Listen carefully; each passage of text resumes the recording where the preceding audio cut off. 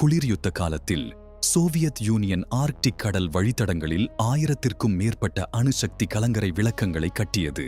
ஒவ்வொன்றிலும் சிறிய அணு உலைகள் இருந்தன. சோவியத் யூனியன் வீழ்ச்சியடைந்த போது நூற்றுக்கணக்கான கலங்கரை விளக்கங்கள் கைவிடப்பட்டன. அணு உலைகள் இன்னும் இயங்கிக் கொண்டிருந்தன.